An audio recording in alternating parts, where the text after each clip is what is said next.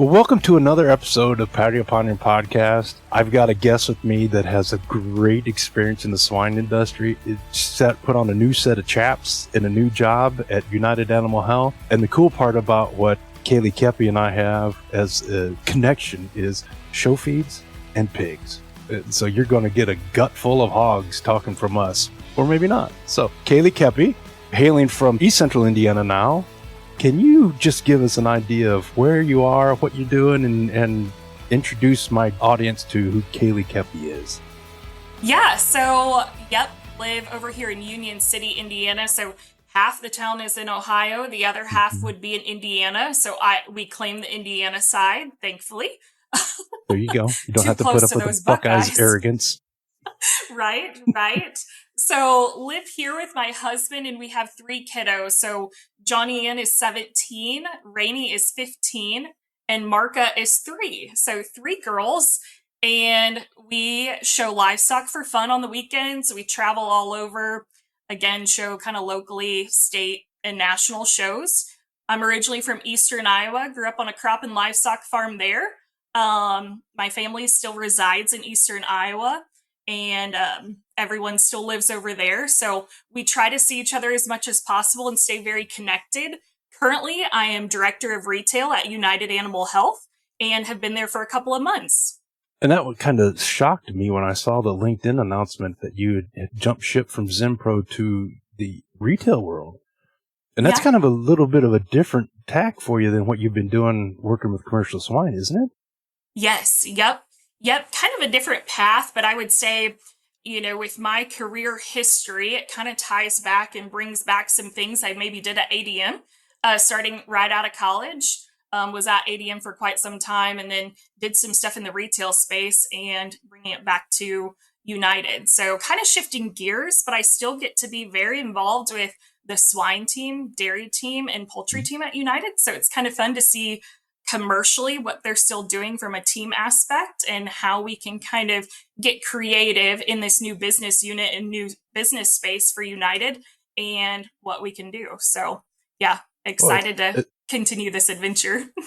Well, as we talked before we started recording, you can throw out a whole bunch of cool ideas that you might have experienced at ADM or at Zenpro, and then you're like, hey, that's an idea. I'll see you. I got another meeting. Yeah.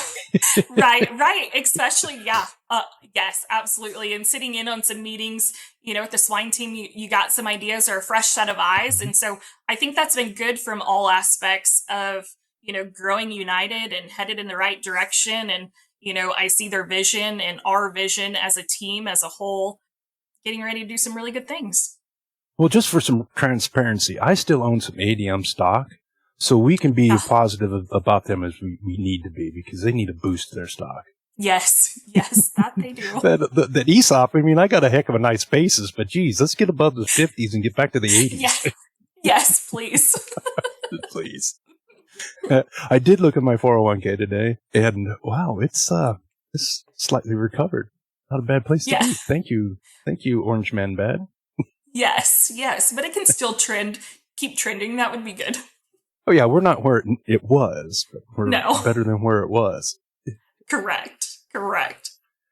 So as I think about your career and how you made the progression into your job and your education, you followed kind of a typical livestock judging, I love showing pigs livestock track, right? So you were at Blackhawk East to start your career, correct? Yes. Yep, very much so. And growing up in Eastern Iowa, you hear about Blackhawk and you start becoming involved in livestock judging and those kind of things. And so closer to home, but not home, right? Yeah. Living in Iowa for 9 years, 2 of my children have Iowa birth certificates. Oh, yeah. And growing up in Indiana, JUCOs were just glorified high school from our upbringing. And as I got exposed to it, I got baptism by fire when I went to K-State for grad school, and all these, it seemed like there's a community college in every courthouse in Kansas. Yeah. So do you think that transition to Blackhawk East helped you make the step to college? Oh, a 4-year degree? Absolutely. Grew up, again, small town. We had kindergarten through 12th grade in one building, right? Yeah. So going from that to 4-year school right away was maybe not the path I had envisioned to go, but Yeah. being very involved within livestock judging and those kind of things, going to somewhere like Blackhawk where it was still the same class size from high Hmm. school to college, Yeah. was great for me, right? It was a smaller, smoother transition. Yeah. And then it wasn't that shock when I got to Iowa State. It was kind of, you had some years under your belt. You knew what getting to class meant and Hmm. all of those kind of things. So, Yeah. by the time you make it to Iowa State, you kind of find your group and your people and those kind of things. So it wasn't Hmm. maybe as much of a shock. Kind of just Yeah. made that transition smoother. Yeah. Well, I think our view on education post-secondary has matured. Mm-hmm. That step is good for some people, because I think back to, I'm significantly older than you. I started Purdue at 89, so we're 20 Okay. years different. I won't say what I was Do thinking. not calculate her age. I'm not giving you permission to do that, audience. But at that time, I had so many of my friends that failed, either when they went to Purdue or Ball State or Indiana, or they tried to muck it out at IPFW, Indiana, Purdue, Fort Wayne, because it was what you're supposed to do. Yeah. And looking back, I've got a friend of mine that cooks for us whenever we do the celebration. So he catered my daughter's wedding celebration in our house. He went straight to Purdue at IPFW in supervision, and he had no business doing it. Wasted 4 years, 3 years of his life, or whatever. And he is the most awesome and creative chef now. He should have gone straight. Mm-hmm. So it's matured. Don't really want it to be the topic we're talking about, but you taking that step from, I'm sure you rode with kindergartners on the school bus, didn't you? Yeah. Oh, and ate lunch with them too, right? Wow. Wow. And it's just for contrast, the school system where my son goes, there's 2 elementary schools. So they get K through 3 and then 4, 5, and 6, and then 7, 8, and 9, 10 in one building. So it's just a difference in size, a difference in objectives, I guess. So yeah. now, what absolutely. did you study at Iowa State? Yep. So just animal science. Yep. Just animal science, a little bit Just of animal biochem, a little bit of science. organic chemistry, maybe some calculus. Just animal science. A little bit of everything. And I think, as you get well into your career, and you never know what your career path is going to be, right? Like I had agronomy internships. So I didn't quite know exactly what direction. I just knew ag was the foundation and ag was the basis, right? And then kind of create your path from there. And networking is huge. And, you kind of meet people along the way to get you to where you want to be. So, yeah, animal science was the route I chose at Iowa State, and grateful I did. But, you get farther into your career and you look back and you go, maybe I should have spent more time at the research facility. Maybe I should have spent, more time here. So I think that is a huge advantage of going to a 2-year ag school or, a junior college. It kind of gives you a little more time to kind of think about maybe some of the other job opportunities. And, that's a good you point. see production kids go out, to the real world and get jobs right away. And you go, that's maybe not what I want to do. I think that would be cool. That may be neat, and kind of narrow it down, right? Of the broader spectrum of, okay, animal science is the route that I need to go at Iowa State. Yeah. Well, in some cases, the kids say, I did my 2 years, I judged, I'm done. I'm going to go well, I'm going to go home, whatever. Yeah. And a lot of kids did that. And I give them props if they knew exactly what they wanted to do. I mean, college is expensive. Let's face it, right? Yeah. As you know, with a 17-year-old approaching that decision. Right. Yeah, exactly. Exactly. Oh. So, yeah, I'm grateful for the path that I ended up. And yeah, very grateful for the broader picture of animal science was the path taken at Iowa State. Well, and I think the thing that agricultural education does in the post-secondary school scenario builds some problem-solving skills that other majors don't. You think about other majors, it's pretty structured. You take this class, this class, this class, you answer what's on the test, and there you go. I got a C, a D, A, B, whatever, and here's your diploma. Whereas in agriculture, and particularly you with the judging background and me judging at Purdue, you have to use your brain. You have to make some decisions. It's not all multiple choice answers. No, not at all. And I'm sure that's something that's helped you as you made the jump from ADM to ZenPro and now to United Animal Health. Absolutely. And you kind of, the longer you get in your career, as you know, you kind of know what you like and what you don't like, but you got to kind of draw the line and make some of those decisions to project Hmm. your career in the right path, in the right direction, right? So yeah, I feel like judging has always kind of given that foundation for making decisions, but even your day to day too. You know, you get emails, you got to respond. People need Hmm. answers. I remember distinctly going to the career fair as a sophomore at Purdue, and it was in the ballroom at the Union. And a former judging team member worked for some chemical company, and we were just chatting. And at that time, I kind of wanted to be on a judge team. I didn't judge in high school, and she laid it out really well. Even if you don't excel at judging, you have to think about something. You have to evaluate something. You have to make a decision about the question you're giving, and then you have to defend that answer. Yep. And the answer could be completely wrong. It all goes down to your defense. Yep. I think that is a theme that we see in a lot of ag classes where it's hey, you're on a farm or you're in this and this happened and blah, blah, blah, blah, blah. And you go through and go, Kaylee, you were completely wrong. But my God, your theory, the thought, and the logic you had to get to the wrong answer was perfect. So you get a 9 out of 10. Yeah. Yep. Yep. Absolutely. Absolutely. It's kind of one of those quirky things about the ag in college that I don't think people really appreciate. I would agree. And, I had a judging coach once that has always said something and it stuck with me of, okay, great, but what's your thought process? Mm-hmm. How'd you get there? Mm-hmm. And I think, to what you just said, it makes a lot of sense in anything we do, not just livestock judging. What's your thought process? You go back to geometry in my sophomore year and like, okay, show your work. Well, I got the answer. I don't give a hoot. I want to see the word. So yeah. And I think exactly. that is a skill that we don't do a really good job of explaining. And I think about just before we got on here, I have a friend of mine that came over. He's helping work on our planter. We're putting new bushings in the planter. Okay. Really key, ignored, cheap piece of a planter. But the way that this planter is put together, you've got a couple of those that have multiple purposes. So it just doesn't hold it on. It also holds the box. So you got to be careful of this. And you had to go through the process. Okay, we have to do this one first. We have to pull this one off. And it wasn't just, here's the process. It's okay, here's why we have to do it. Like, okay, that makes sense. Like, don't drop that one because if it, right. I think a lot of times we don't allow children to exercise that muscle.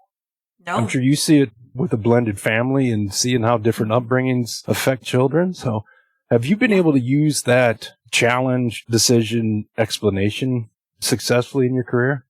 Oh God, this sounds like a job interview. I'm sorry. I was going to say, can you reword that question for me? Have you ever been in a situation? Right. Smart. Let me think. No. The STAR method. Oh, let me repeat the question to you while I think. No, yes. Do you remember any time where you're like, okay, here's the decision I want to make after I did decisions, and then you had to go justify that to your boss or a customer or a coworker? Oh, yeah. I think that's with any job, right? If you're doing your job well, you're going to get presented with challenges. You're going to get presented with certain situations where you got to make a decision, but then you got to be able to justify that decision, right? Whether it's financially, whether it's business, whether it's kind of a gut, but you got to really justify it, right? Then if it's that case. But I think that's with any job, with really anything, but I can think of some pivotal moments at certain careers or certain paths where, it was like, I'm just going to have to make this call and I know it's for the better of the company. And I think if you kind of keep that for the forefront and you're doing, if you're doing your job with integrity and you're being a good human and you're just trying to do the right thing, you hope people see that and you're just trying to do your best to make that game time decision or big decision, right? So I think that's just kind of in any job, in any path. Well, and I think as I described it as your new position, you've got a blank canvas. Yeah. And I think you're going to have to do a lot of think, decide, and defend as you're making your new path in the new division there at United. Yep. Yeah. So, And I'm, I would say it can be kind of, like you said, it can be a little nerve-wracking, right? You can look at it as a really positive thing of, excitement. We have all this new, or it can be a little intimidating from the fact of nobody's been in this role before. Mm-hmm. Everyone's got these expectations. Everyone's got these different ideas of what this role is supposed to be, right? So I think the nice part about making a decision to, work with a company like United, where you're surrounded with like-minded, driven people who Mm-hmm. support you in this path and have confidence in hiring you for that role. Hey, think outside the box, get creative. Let's come up with something different. Let's be Mm-hmm. unique, and kind of giving you that and handing that off to you.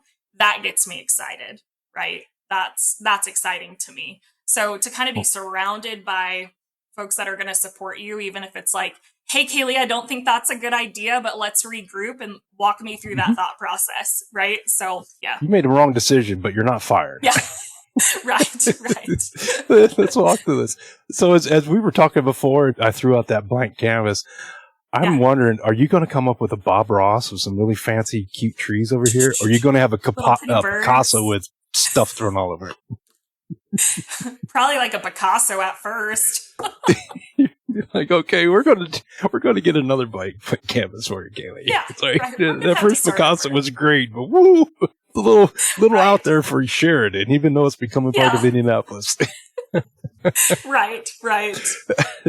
Now, one of the things that I've dove into with multiple of my guests, and it's a sign of the times in agriculture, and I'm becoming a unicorn as a mid-50 white male. 40, 50 years ago, they were all me, and now it's Right. transitioning where there's not me, or not as many as me, for multiple reasons. We could talk about it, lament it. How has your experience of being a woman in ag been a challenge for you, or not been a challenge? I would say for me, maybe at first it was a little bit of a challenge because I allowed it to be that way. Okay. What do you mean you allowed it? I think you just think, man, I'm in a room full of guys roughly around, Fellas? Mm-hmm. or older than Jim, right? Yeah. Yourself. Old white men. Yeah.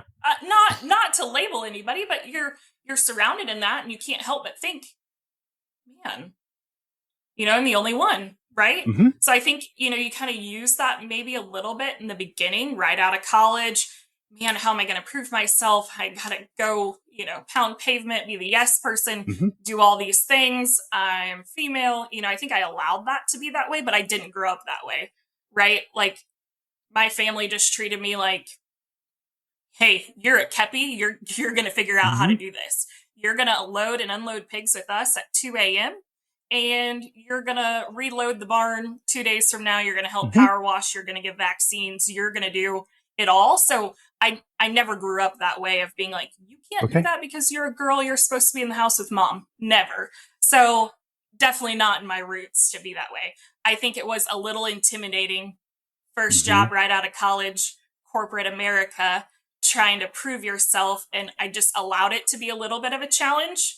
But I think once I kind of got over that space, you got to kind of pave your own path, right? And so it was like, I'm not going to use that as an excuse. I'm not going to use that as a crutch.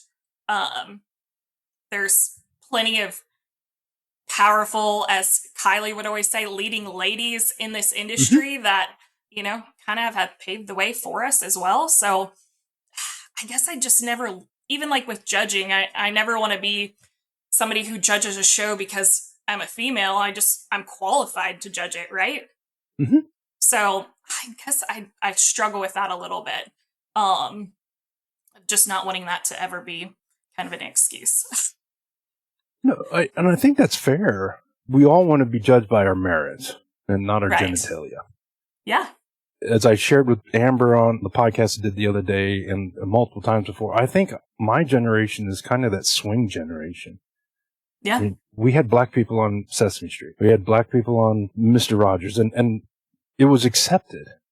So it's the same thing with women in ag. And maybe it's because I'm older and matured in my thought process. I don't view you and Amber and my daughter and Casey and the myriad of women I work with as anything different just because they're women.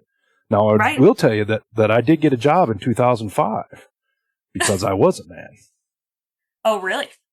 Because a woman that you know and I know didn't get the job because she's a woman. And that was, it was told to me because when she goes to Vietnam and China, they would look down on her. I'm going, okay, it makes sense that there was prejudice, but it was prejudice based upon customers' needs, and we can lament or talk about that. But I guess I'm beyond it. I mean, and it maybe doesn't affect me. I don't know. Yeah. But so your experience that you caused yourself, admittedly, and you overcame, how did that lead you to helping Casey with the Elevating Women in Agriculture at World Pork Expo?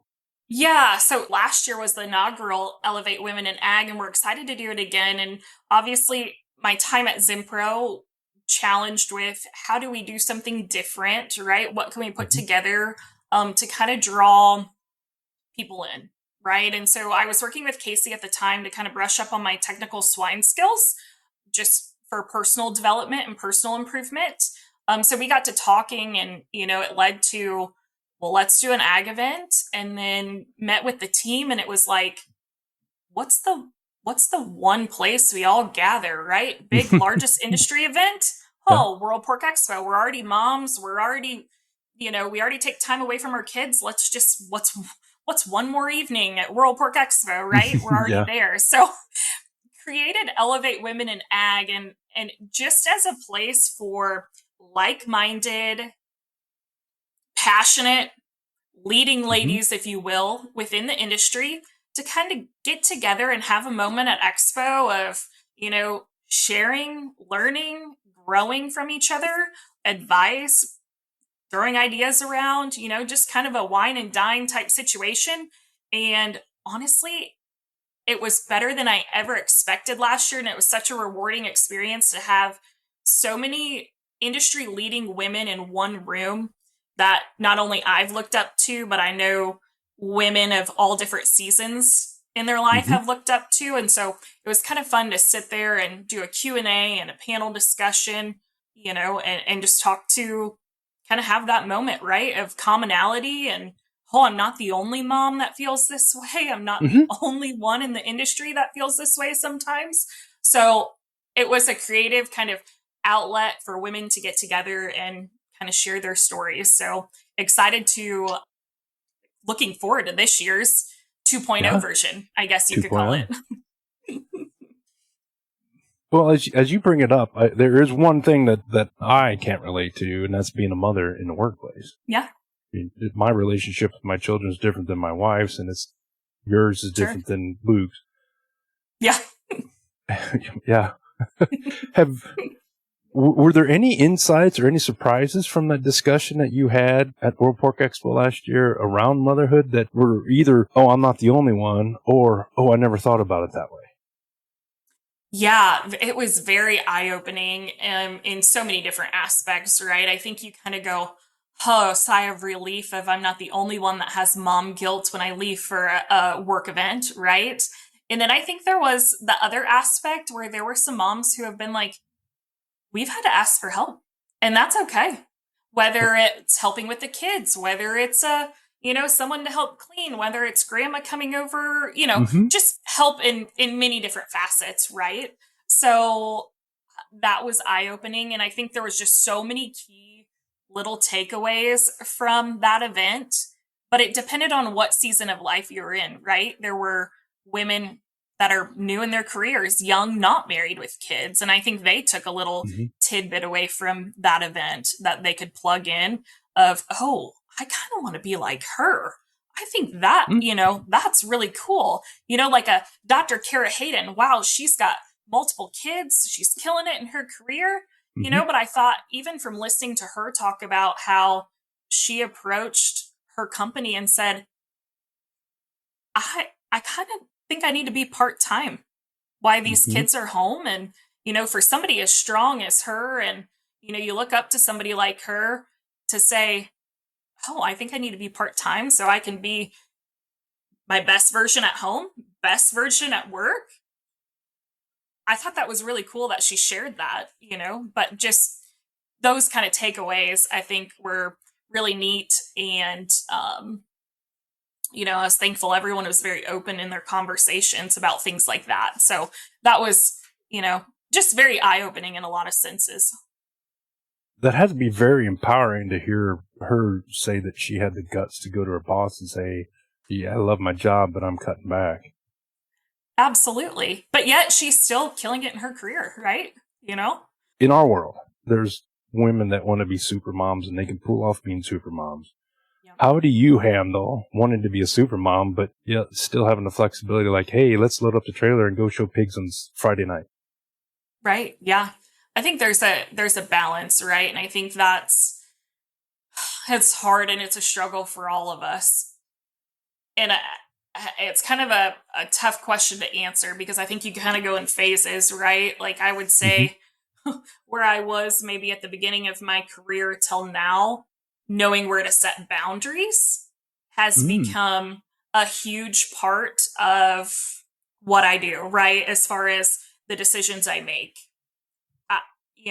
At the beginning of your career, I feel like you're kind of a yes person, right? You're trying to prove yourself. You're trying to hit the ground running. You want to be somebody. You're just doing everything you can. And I think then you get to a certain point or a pivotal point in your career where you go, man, I'm human. I'm not superwoman, right? I got to set some boundaries and some roadmaps. And that's where I think, I feel like I'm in a really good place right now at doing that I'm not going to go the extra 5 days on the back end of this and travel, here for an extra 5 days. I'm going to go home, spend time with my family, and then let's make it count later, those kind of things. Yeah. So scheduling and setting boundaries, I think, has been huge to be successful in both, right? Oh, yes, totally. And we can be creative for setting boundaries and travel schedules. You probably wanted to be traveling when they were bringing those incorrect countertops and let Luke deal with that, I'm sure. 100%. Yeah, there we go. Hey, I can't hear you. I'm breaking up. Right, you got it, sweetheart. Yeah, I'm going to be gone an extra day. That's right. Sorry. Yeah. By the way, call this number. They're going to deliver something. Exactly. Well, I think there's two things that go hand in hand, as you just talked about it. And I think we can put super mom and take that away and just put good employee with baggage that is at home. Is to set good boundaries requires good communication, doesn't it? 100%. So how were you able to communicate those boundaries both at home and at work? Yeah, no, that's a really good question. I think at home, I'm thankful for a team, right? I'm thankful Luke's travel has gotten less over the years. I'm thankful we got big sisters, grandparents, friends, because it does really take a village. I know it's an overused statement, but it does take a village to raise 3 girls. So, maybe some drugs. Well, no. Yeah, red wine. Yes. Yeah. It really does. So I'm thankful for that aspect, right? They know I'm passionate about my career. They know I am a career driven person. So I'm thankful that they all respect that and see that, and they're all always up for the challenge of, hey, if I need to watch market tonight, no problem. Do I need to take her to swim? Where do you want me to step in? So that's super helpful. And then I also think surrounding yourself with a good culture and a good environment from a work aspect or the company you choose to work for is huge. And I'm sure you can attest to that, Jim, too. Just the culture and the people, it may be overlooked sometimes for just the job description, but I think that's such a huge portion. I think it's overlooked. It's just overlooked sometimes. And I think culture, atmosphere, the type of people you're around, right? They always say like the 5 closest people you're around or who you end up being like, something along those lines. So I think surrounding yourself, both work environment and home life, I think are crucial to being successful and setting some of those boundaries. Like you said, communication goes a long ways. Hey, boss, I'm going to need a couple days to handle this, or I'm just not traveling today. I'll travel tomorrow, but they understand, they get it. They know you're still going to do your job at the end of the day. So do you think that is a sign of our times that things have changed? I do. I think back to when I started in 1998, if I would have told my boss, like, yeah, I know Craig Bankin wants me to travel in Nebraska this week, but I ain't going to do it. I would have been, Yeah. really? Yeah. Whereas And I would we're creative about it. We'll say, hey, Craig, I can't do it this week. Can we do it? We're creative about it. But I think there's a mentality that it's okay to push back as long as it's not, you're not a jerk about it. Agreed. And I do think it's 100% the times. I can Mhm. remember early on in my career, and that was kind of the aha moment that I needed to maybe make a move. It was like, I'm driving 8 hours for one meeting that's not going to be impactful. And it was like, does this make sense to be away from my family for 2 days and miss some sporting events or miss first communion or what have you? I can't remember what it was at that point, but it was kind of that aha moment of there's not a lot of balance here. So you bring up a really good point, and as we talked about before, we're 34 minutes in, and we haven't been on a script for 32 of it. I like it. This is awesome.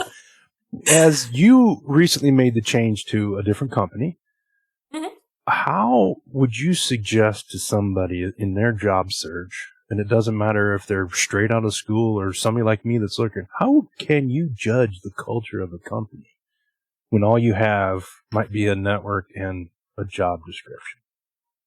Right. Well, I think there's a couple different ways. I think there's doing some investigational work, right? Of the network you've built over the years for someone like you or somebody coming out of college, kind of do your research, ask some industry folks, right? How do you feel about that company? I heard you've worked there.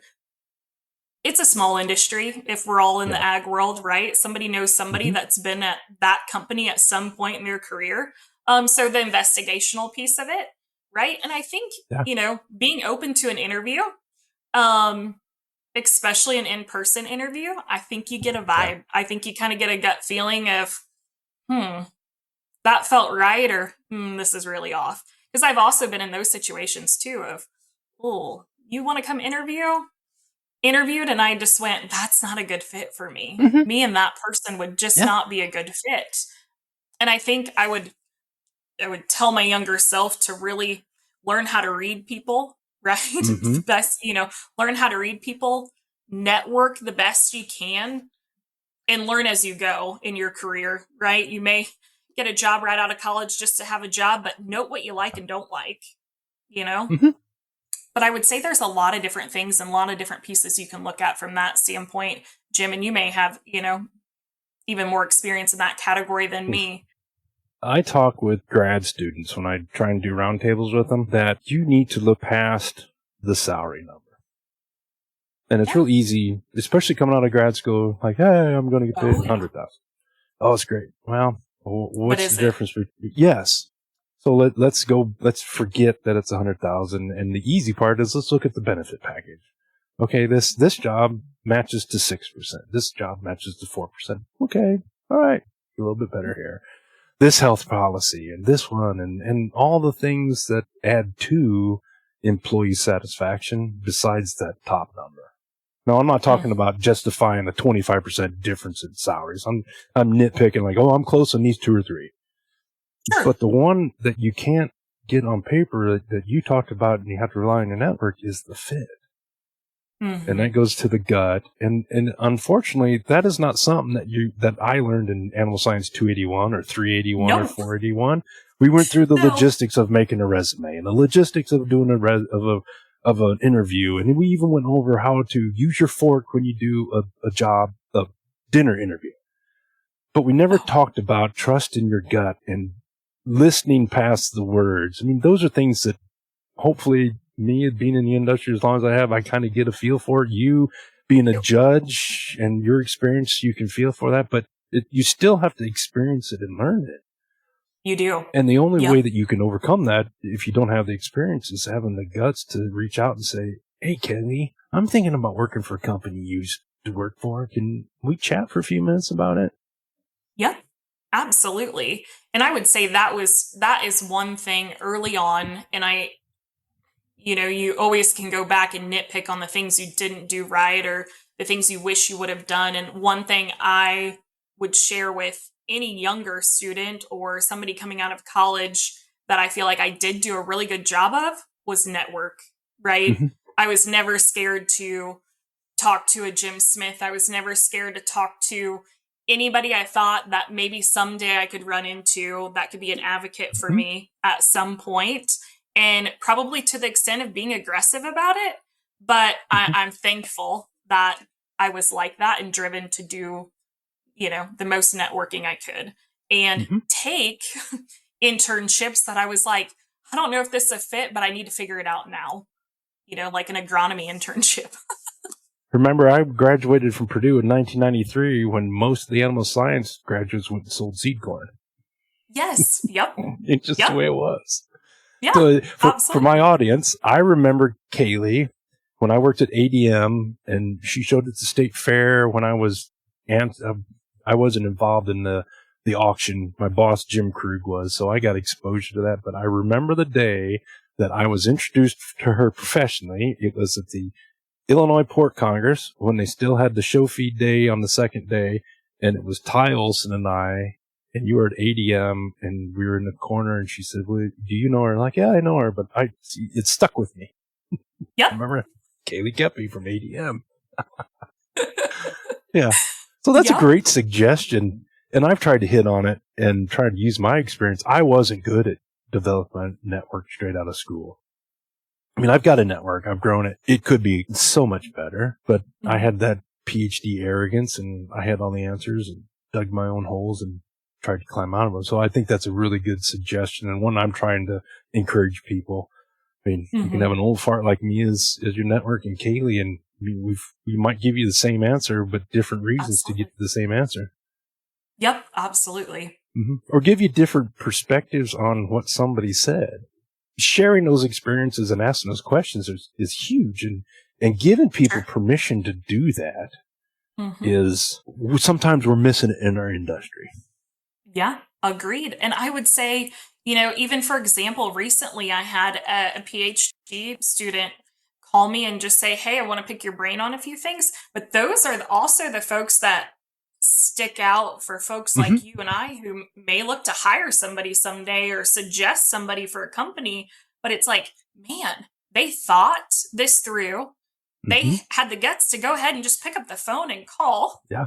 And have a discussion about it, and that's pretty impressive.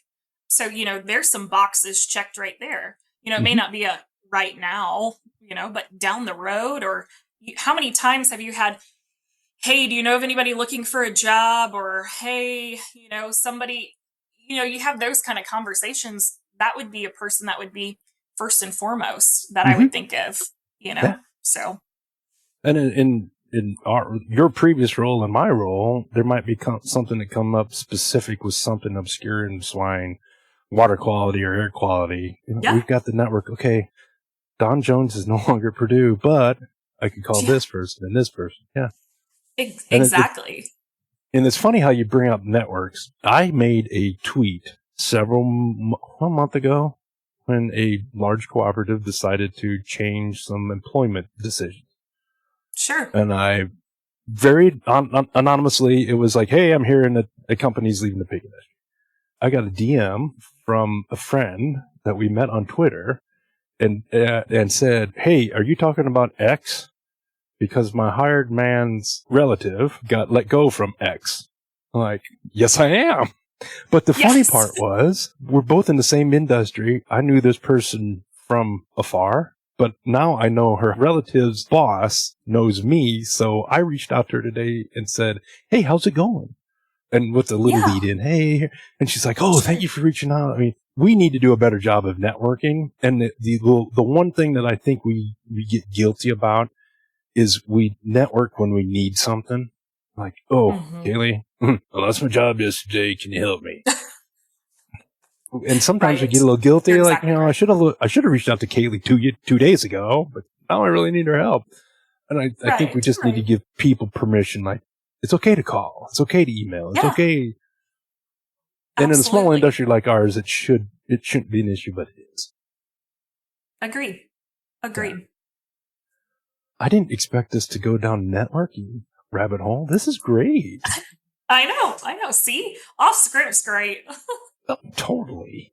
And that's the nice thing about this this media. We can go wherever we want.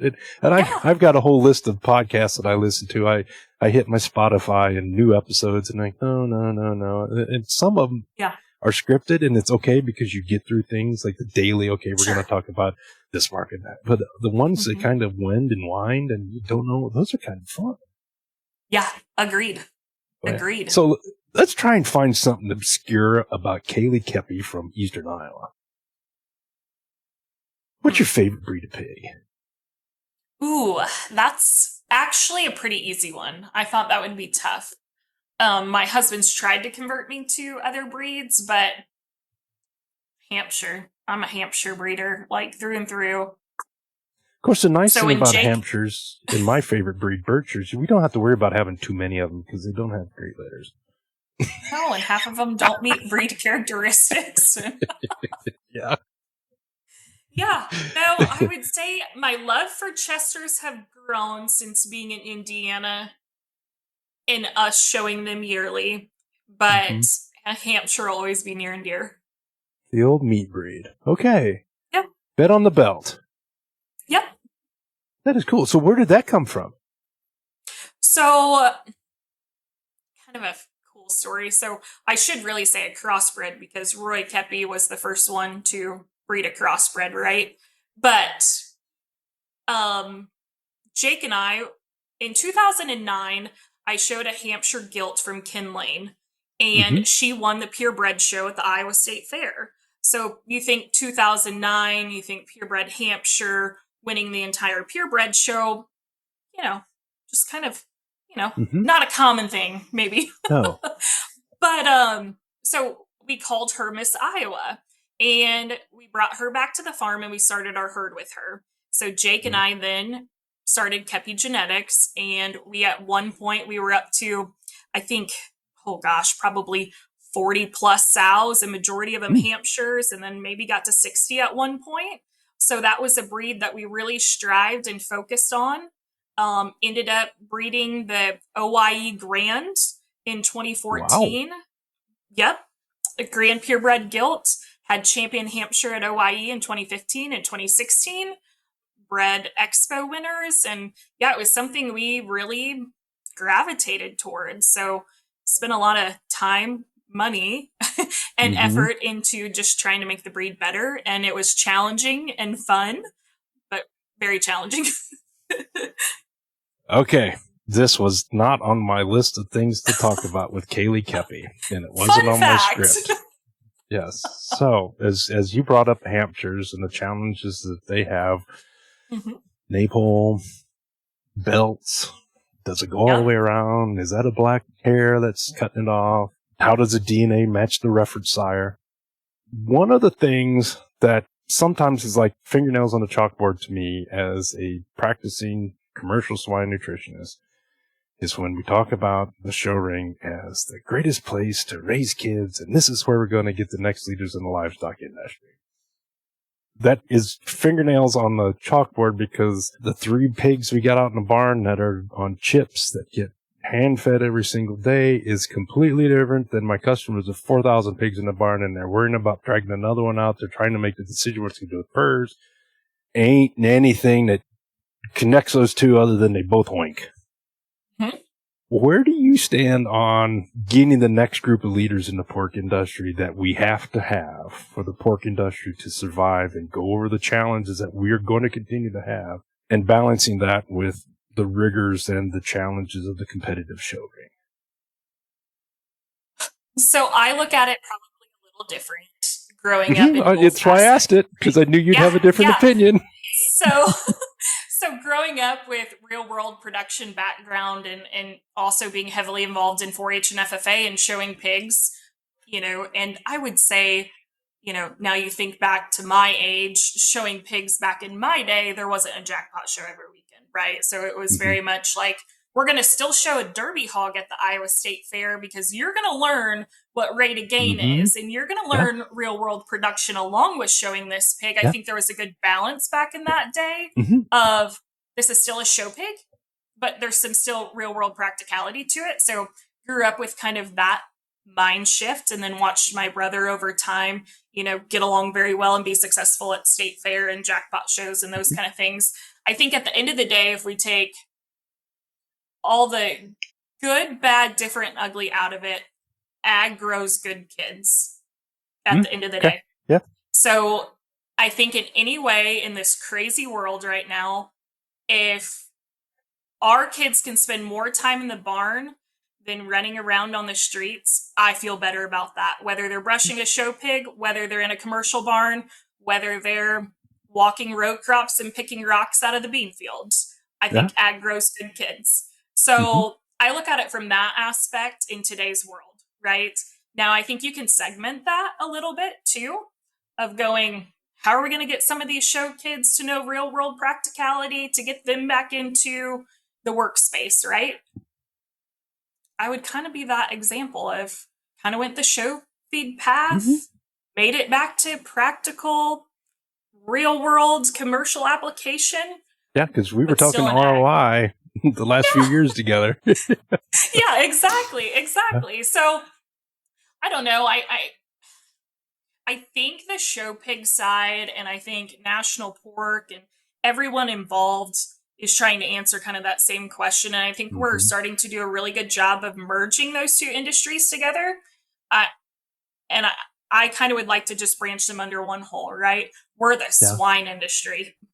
And like I said, at the end of the day, if our kids can be involved in ag in any way, shape, or form, I'd rather it be that way, even if it is just brushing a show pig. But I also think you learn, if you're not winning all the time, or you're frustrated in that aspect, we're still learning responsibility. We're still learning, the core values and skills to set them up for success, whatever they choose to do later on in life.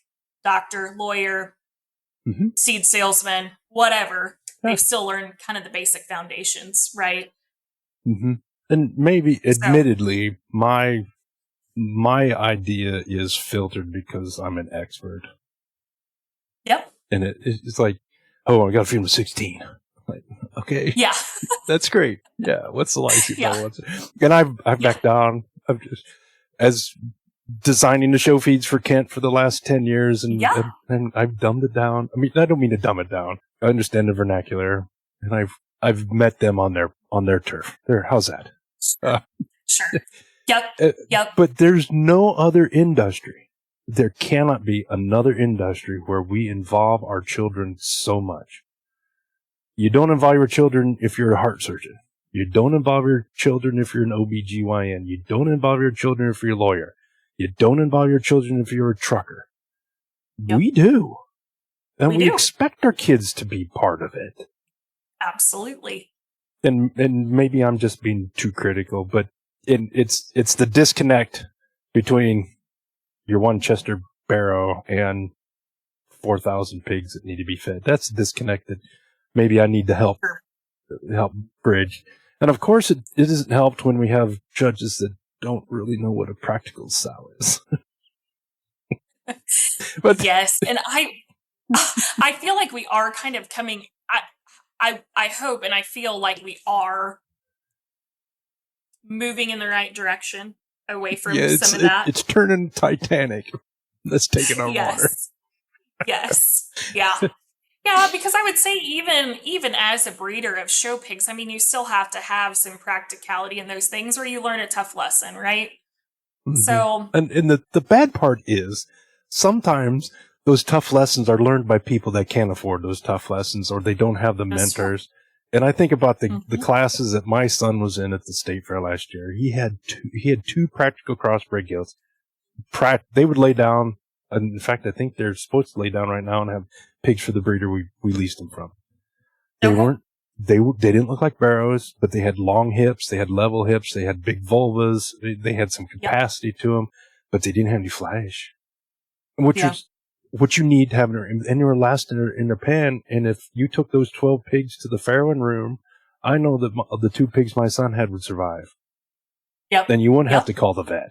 And you wouldn't have to be bragging that you did a C-section. And you wouldn't be happy like, oh, we saved two. That's where I get critical, like, oh, Are we teaching the right lessons? Well, if we take it back and go back to you, thank you for being the voice of reason, and think about the other lessons that we teach. Yep. Responsibility, life and death. What other industry do I not freak out when I go out and my son's with me and we find a dead lamb? Or we pull a lamb that's dead, or something happened. There's no other industry that does that. So I think that's huge. That's huge lessons Absolutely. that we can teach.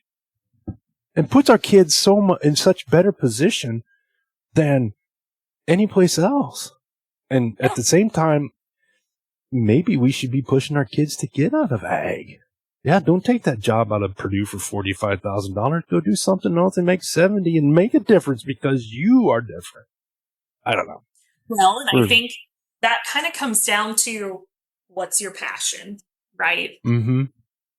Yeah. It's kind of funny you bring that up a little bit, and with a 17-year-old, we're kind of experiencing that now, right? You hope your kids, she's starting to kind of find her path, right? And you hope for that. You hope your kids start finding their people and gravitate towards what is it that you're interested in doing? For the longest time, it was, I don't know what I'm going to go to school for. I don't know what I'm going to do, and so it's been kind of fun watching her grow and develop into, I really like this ag thing, starting to find my people, starting to kind of find my, group, if you will. Now, what am I going to go do with it? I don't know. That's for her to decide, but we can say, here's the foundation, Yeah. Well, you nailed it right there. That's the word. Foundation. Yep. I mean, we're going to take communication, boundaries, and foundation from this podcast. And I think your children are going to be the same situation that my son was in. And I've shared this before, and Toby's probably tired of me sharing it. But there was one night when he was a senior in high school, he came home late. And we're not jerks. We're not you came in at 12:01, you're grounded for the next 18 months. So the next morning, like, hey, what happened? You got home late. You didn't wake me up. Well, we went to this party, and that usually starts bad, but I know that the crowd that Toby ran with, it was okay. And two of my friends, their parents wouldn't let them drive on the interstate after dark, and we were out on the other side of Fort Wayne. So my son ferried cars because we gave him the responsibility to drive a frickin' combine and make hay and fix stuff. And these other parents were afraid of letting their kids drive on Interstate 69 at 9:00 at night, which is probably the safest time because there's nobody there and the drunks aren't out yet. Correct. Yeah. Yeah, exactly right. So you think about your three children. You got two teenagers and a 3-year-old, you said? Yep. You say, you know what you got to do? Go out and feed, or go out and clean, or go out and whatever. And we're not, afraid. Right. Take the initiative, right? Yeah. I think, and I think that's a lesson that we need to take from our discussion about the show ring, and put aside my frustration with it. We are setting a good foundation, and we give our kids experiences, and that comes from agriculture. It does. Wow. It does. Yeah. Absolutely. Well, Kaylee Keppy, I think I need to get back. We need to get together at the Indiana State Fair and go over to the tap room. Absolutely. That sounds great. They have non-alcoholic options, so I can join you. Perfect. Yeah. Perfect. Yeah. So it's part of my network. And here's a cool part for my audience. I remember Kaylee from Iowa State Fair 2000. She moved to Indiana, worked for a company that was a supplier for me, and now we're together as guests on the podcast. Who'd have thunk? Networking, small industry, small world. You never know who you're going to meet. That could be impactful at some point. Well, we are at the point in my podcast where we answer 5 questions. And every time I bring it up with somebody in the pig industry, I'm wondering, are they thinking about Mario's signature 3 questions? Okay. Where he's got that music way, the signature 3 questions that he's changed over the time. But anyways, so we're going to end up with 5 questions. The first question is, what is one lesson from ag that you carry with you every day? One lesson from ag that I carry with me every day. I think there's so many lessons, and it's just what I do every day. So that becomes a very kind of challenging question and a pretty broad question. You know, just the interaction and communication, and you know, something I carry with me. I'm just passionate about it every day. Something I care about. You carry passion for ag with you every day. I do. It's in my pocket. There you go. Yeah, got a cute little picture I'll pull it out. Yeah. No, I think that's a good one. And there's a lot of ways to talk about passion. And I think that's a great one. If you could have coffee with any historical figure in ag, who would it be? Oh gosh, there's a lot, but I would love to go back and have coffee with Roy Keppy and listen to his personal story of how he started the pork checkoff. There you go. That's massive. And that's obscure. Yeah. You check off a lot of boxes with the answer of Roy Keppy. Guarantee you're the only person to bring up Roy Keppy. I bet. There's no commonality on that one. I would just love to hear his version, and I met him a couple times, but I was very young. But I would just love to hear his version of sitting around that table in Cedar Rapids, Iowa, about him standing up, slamming his fist on the table, and writing a $5,000 check to start the nickel checkoff. I would just love to hear his version of that. I think it'd be pretty cool. Yeah, and as you bring that up, that goes back to the conversation I had with Micah Malcolm. And I think back to my life, that it is so unfrickin' fair that we know our grandparents when we're so young and dumb, and they're so old and occupied. Yep. With surviving their late adulthood. And I think back to my grandparents. My grandfather died when I was 11, and I spent every day with him that I could, but I didn't know anything. Because what 9-year-old's going to say, well, Grandpa, can you tell me about how you survived the Great Depression? We picked up bits and pieces, and I'm sure you picked up bits and pieces from listening to him, but it's not the same as you being a career professional that's solid in your love of agriculture, worked in the pig industry, understand where the pork industry is because of the checkoff, and be able to have that conversation and say, hey, take me back. Tell me about it. Yes. Yep. Yeah. Absolutely. Absolutely. That is the unfairness of being a grandchild. Yep. Great answer. Thank you. So number 3, what is one underappreciated or quirky thing about ag that more people should know? Well, depending on what industry we're talking about. Underappreciated thing in ag. I wish, probably from the outside looking in to the basic public, how much, just people eat, sleep, breathe ag day in, day out to provide for the rest of America, right? But they don't know. I've watched my dad, go through, manure management and how to properly handle some of those kind of things with the production building when folks from the outside are like, all they do is raise pigs. There's a lot that goes into raising pigs, right? From trying to be an environmental steward of the land, caring for the land, doing the right thing, right? So I wish more people, or I think it's just kind of underrated or overseen or overlooked, all the behind the scene things that go into producing swine or producing what have you. So, yep.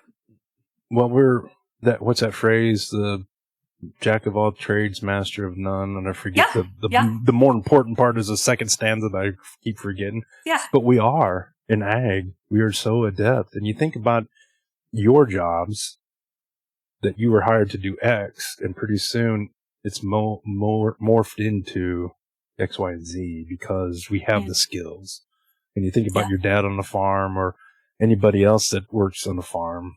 Like, okay, you got to understand this and this and this and this. And any one day they can be anything from a legal expert to an electrician to a grease monkey changing oil. That's underappreciated, I think, how versatile people in agriculture are. Not just farmers.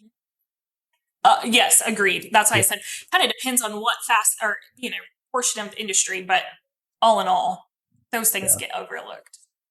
Yeah, they do. The versatility, I think that goes back to the experiences we're allowed to enjoy in agriculture. So number 4, what is your favorite ag-related tool, product, or innovation? Gosh, there's so many. And more just keep coming down the pipeline, right? There's so many, you sit in all these conferences or you go through World Pork Expo or an Iowa Pork Congress and you see all these new technologies.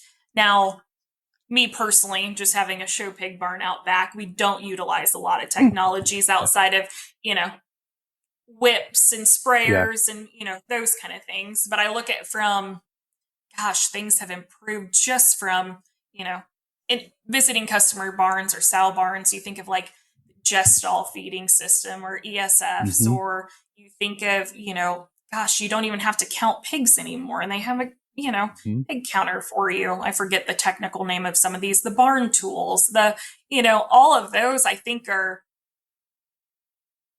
getting us so efficient. It'll be interesting to see how cohesively all of those things in the future can work together.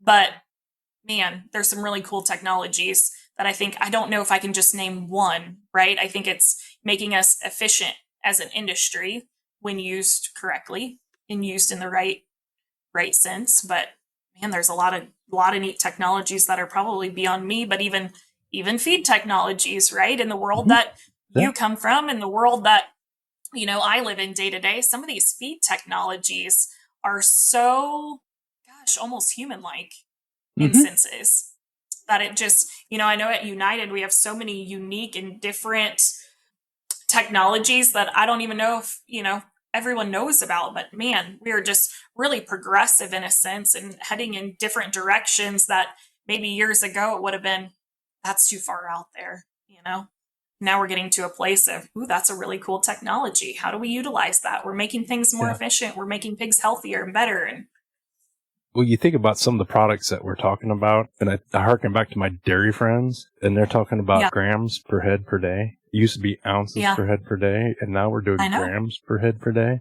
Per head per day. Think about the pig feeds we do. Some of the ingredients, even on the show feed side, that we put in feed are less than 5 pounds, less than 2 pounds, less than 1 pound. And we're getting down to the part per million level on some of these things that have massive effects. It's crazy.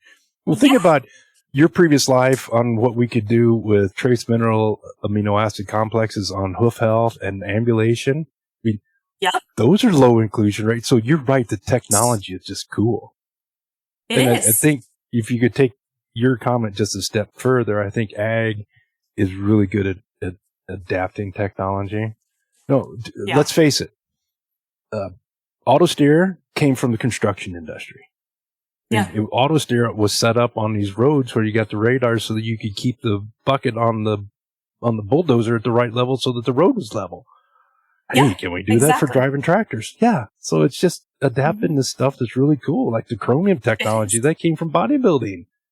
So we're good at adapting some technology. Now we don't get paid for it very well sometimes, but right. So the last question, and we may have hit on this, is what is one small change that can make a huge impact in agriculture's future? One small change. Sometimes I think there's a lot of small changes we can all make, right, day to day. But I think sometimes looking at the bigger picture and the ultimate goal, what's the goal of the swine industry? What's the goal of, maybe not getting so granular and hung up in so many little tactical things all the time. I think seeing the forest through the trees would help us kind of reach some of those goals sometimes a little quicker than, I don't know, but it pays to challenge people and it pays to challenge some of those little things that we want to change I don't know. That's a really tough question. I'd have to sit and ponder that one a little longer, I think. Yeah, that's fair. Well, we can revisit this. I think sometimes we forget that we're just making pork chops. Yeah. Well, that's kind of what I'm getting at, the ultimate goal, right? And we get hung up on some little number, or this didn't meet a P5 value, or this didn't meet this. And, we're hung up on just so many of those little things that I think sometimes if we could just take the bigger picture and see the bigger picture. And I know we're all trying to sell something, we're all got the best and all those kind of things. But I think if we could just kind of keep the end in mind, sometimes that would help us maybe get a little farther. Yeah, we're trying to feed somebody. A little quicker. Yeah, that's a good one. Yep. See the forest for the trees. Yep, that's a good one. And yeah, man, we've been awful philosophical. We have. I feel like we have. You can tell you're on the Indiana side of Union City, not the Ohio side. Thankfully. God, those Buckeyes are just too close. Oh my God. I mean, thank goodness there's somebody like Andy Vance that advanced beyond just being a Buckeye. Oh, goodness. Well, Kaylee, this has been a great conversation. And as all my conversations, they go places I don't expect them to. I didn't expect us to end on a philosophical note that we're just feeding people. And your comments about setting boundaries and communicating about those boundaries as a mother and a professional in the swine industry and agriculture in general I think are great lessons that we could take. I look forward to seeing what you're going to paint on that blank canvas you have at United, whether it's going to be a Bob Ross landscape or a Picasso. Puke the colors on the canvas. It's going to be great. So thank you very much for spending time with me. I appreciate it, Jim. I had a lot of fun today. Great. And to my audience, here's just another conversation where we dove into somebody's ag roots to see how those ag roots made them, find out a couple of obscure things about Kaylee. And we're going to have more of these. And as Kaylee and I talked beforehand, we're probably going to do some special little podcasts coming up, and she might even be part of some of them. So thank you. As always, please share with me your comments. I'd be happy to have any likes or follows.